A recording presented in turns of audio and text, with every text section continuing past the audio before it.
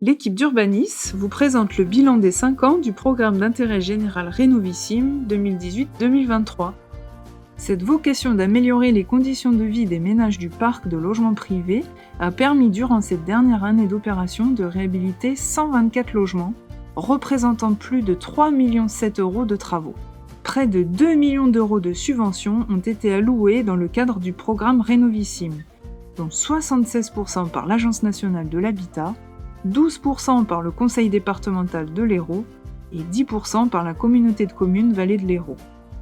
En moyenne, 52% des travaux ont été subventionnés. L'opération a permis à 112 propriétaires occupants de bénéficier des aides. Parmi eux, plus de 80% ont des revenus très modestes. Sur ces 112 logements financés, 82 ont fait l'objet de travaux de lutte contre la précarité énergétique. Cette part importante est liée à la priorité de l'ANA pour réduire les passoires énergétiques. Et 30 logements ont relevé de travaux pour l'autonomie de la personne. L'avance des fonds de trésorerie par le propriétaire reste un enjeu majeur d'un tel dispositif dans l'élaboration d'un dossier et peut entraver la fiabilité du projet.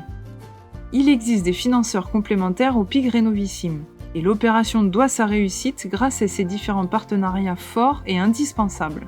Parmi ces financeurs, nous pouvons citer la Fondation Abbé Pierre, dont les aides sont mobilisées dans le cadre du plan SOS Taudis, qui intervient pour compléter le financement de ménages en grande précarité et lorsque les logements sont très dégradés.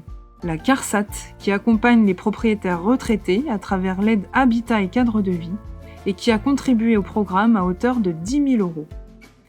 La FDI SICAP, Société coopérative d'intérêt collectif pour l'accession, est intervenue dans le cadre de prêts d'avance sur subvention à hauteur de 40 000 euros.